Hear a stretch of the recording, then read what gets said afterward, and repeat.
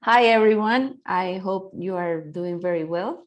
My name is Nicole Vargas, and I'm part of the communications team in Christ for the City International. And well, this video is just a quick reference and explanation for the brand guideline for the new logo we're managing right now. I think you all already saw it somehow. And well, it's just for you to understand a little bit how we came to this logo and the uses we're going to have for it and how to apply it for the different material you're going to use for your organization or base over there in your country. So here I'm sharing screen and you can see how it has changed colors and everything. So right now we're just gonna like have a little I'm going to explain a little bit how we came to this logo. So in terms of shape, the logo is basically the same. It's just that the buildings in the back are more defined. Maybe we have straight lines instead of the brush style we had before.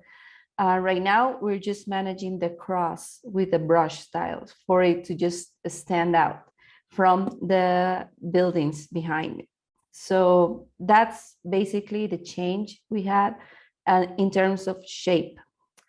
So the big change we had is because we've been managing the logo in black and white. And it's not that it was bad, but it's just maybe it can bring or give a wrong message. Being a really diverse organization with different ministries and bringing the light of Christ to different lives all over the world is really important for us to actually show that through our logo. So that's why we decided to incorporate colors to it. And these colors are based from the city landscape. The different blues and the orange and the yellow are part of it, as you can see here in your screen and in the brand guideline that you already have with you. So each color represents different qualities of CFCI, as you can see, like peace, safety, responsibility, depth, power. It's youthful, it has energy, it has vitality, it brings hope, it brings happiness, it brings light to people's lives. So it's not that we just decided to put in some color just because, but it has actually meaning and it shows and reflects something to the people that is seeing the logo. You can see how or the exact color codes for the logo, and this is really important. Even though you have the logo as a file that is already for use, it's important for you to have also the color codes for every material you're going to develop. Let it be t-shirts or printed material or design material. It's very, very important to be attached to these colors. It's not that we're going to use a blue that seems like the blue of the logo or a yellow. The idea is to actually use the same colors so we can have the same line, the same visual design in everything we do. It's part of it. So it's really important for you to have the codes. Here you can have them, you can see them in the brand guideline, and also the percentage of the usage of it. Like the deep blue is the one that is the most used, is for backgrounds or for big spaces, is really the one that is more visual.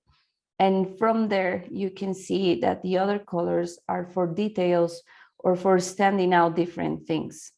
The idea is to play with all the colors, but you can see here how maybe the importance that each one of them has. So this is the new logo. Here you can see the colors applied to it. As you can see, and as I was saying, the deep blue is the one that stands the most. stands out the most, and the other ones are for details, like you can see it in the buildings. This brings more diversity and helps to create more different and more visual and attractive design material for the organization. And it reflects life, it gives life, and it shows that CFCI, we are an organization that actually is alive and that it brings life to other people and to other places. So this is the new logo with the colors as they have to be. This is just for reference to know the font that is used for the logo.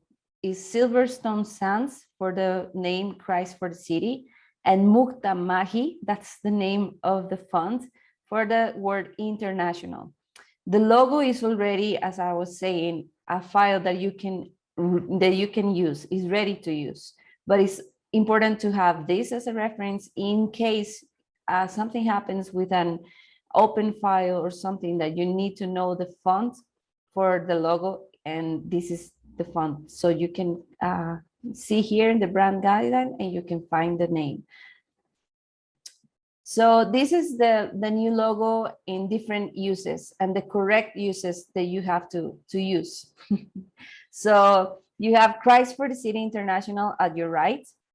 This is like the main logo, and this is the one that it should be used the most. But in your left side, you can see the logo applied with just the initials, CFCI or CPCI in case of the Spanish countries. And Christ for the City International arranged in a horizontal way. And the other one is for the use in, as you can see, for using it with the blue background, or if in that case, the black background, as I'm going to show you too. So these are the correct uses that you have to apply for the logo, knowing that the main logo and the most important one, the one that should be used the most, is the one at your right. This is really important too, the minimal size. So sometimes, depending on the material we want to use the logo in, sometimes we can make it really small and we can't. Okay, so there's a minimal size that is visually accepted, so the name doesn't get lost, nor the meaning of the logo. So this is the minimal size that should be used in every material. Smaller than that, it's not okay, because it's going to lose its meaning and people won't be able to actually read the name of the organization.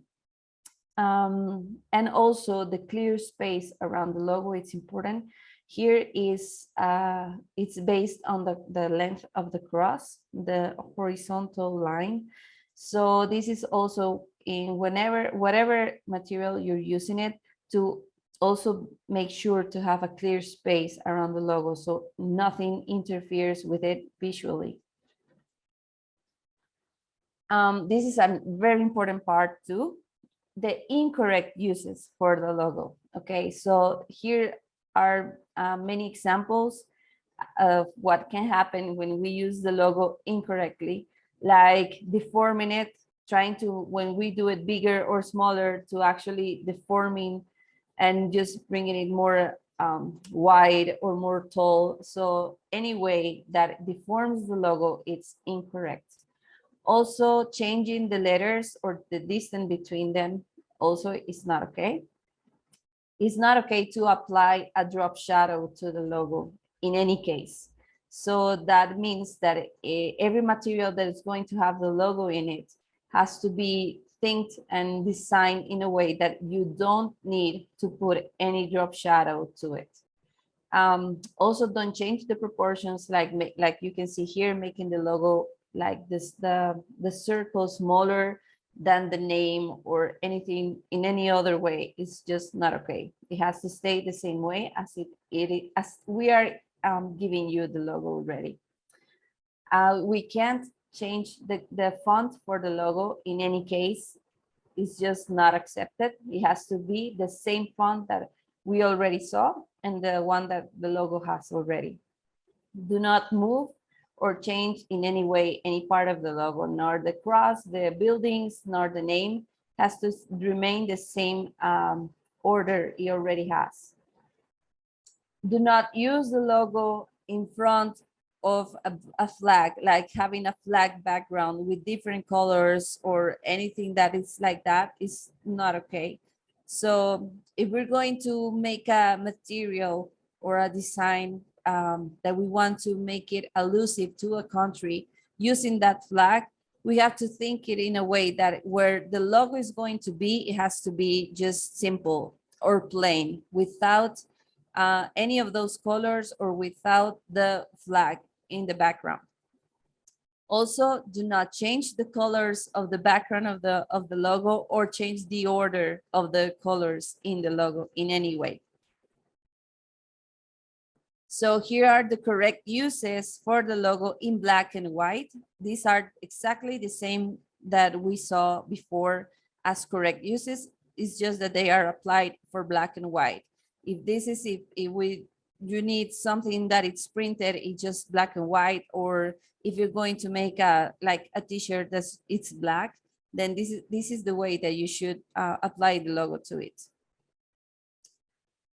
Also, for identifying the different country bases that we have, then the logo is going to have the main name, Christ for the City International, all the time. The international has to be present in the logo all the time, but down is going to have the name of the country that we're representing. And in this case, each country can use the color, in this case, orange, for it to stand out.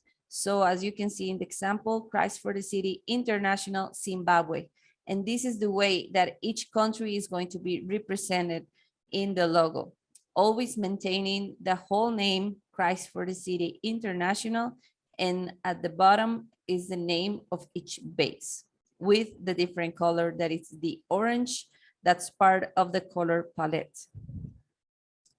Also, we have developed some design elements to help the material we're developing to look more visual and more attractive. In this case, here are the patterns. They come from actually the shape of the buildings in the logo. So they're not just random shapes, they are actually thinked and formed by the same buildings that have the logo. So these patterns are used mostly for details or for background design. It shouldn't be used every time in every design we make. It's just sometimes for it to come and stand out a little bit. Here are some color versions with the same color palette that the logo has for each person to apply it depending on the design and the type of material that they wanted to develop. Also, something new that we're going to apply is some iconography, icons that are simple, that are linear, and that goes along with the same concept that we're trying to show to the other person. Like in every material or any design we're making or for social media, these icons just help visually to represent the idea or the concept that we're showing with the design. So in this case, you can see as witness, hope, vision, and other examples of icons that we can use. The important thing is that they are icons that are linear in design, that are simple. So it goes along with the corporate design that we're developing. Also, for every material and for each thing that we're developing or writing or giving away from CFCI we're going to manage two fonts. And the main font or the primary typeface is going to be Montserrat. Both fonts we're using are Google fonts, so they are free and you can just search for them on the internet and download it to your computer so you can use it. So Montserrat is going to be the main font that we're using for titles, for main text that you want to stand out. And the secondary typeface will be Roboto. This is mostly for the body text or the ideas that you want to apply to the other title that we already used with Montserrat. The photo applications also are different. We're not using just the plain photo with the rectangular size, but actually applying it to design with the diagonal shapes, also inspired in the shapes of the buildings in the logo. So it gives more dynamism. It brings more visual dynamic design to people to see. This is an example of the look and feel for social media content. It's just how we can apply all the elements that we already saw, like the colors, the fonts, and the main design. We're actually applying the big fonts, like really bold, because it shows determination, it shows boldness, and that's part of CFCI. So depending on the design we're using and depending on the social media content we want to do, this is some example of how it should be the design. So it shows actually the identity of CFCI. And for now, that would be it. As you can see, it's really easy to understand. These are just guidelines for you to just maintain the same line of design. Part of all this work we've been doing with the logo for CFCI is bringing the organization in the same page, like each country, even though each country has its base and its ministries, the idea is for all of us to look and feel the same way as one organization. So if there's any questions or if you need any help with a design or anything that you want to develop, please do not doubt to contact me, to contact Josue or Jake. So we will be more than happy to help you to develop any material that you need, or if you have any questions on how to apply the new logo to what you already have. So thank you so much, and I hope to see you soon.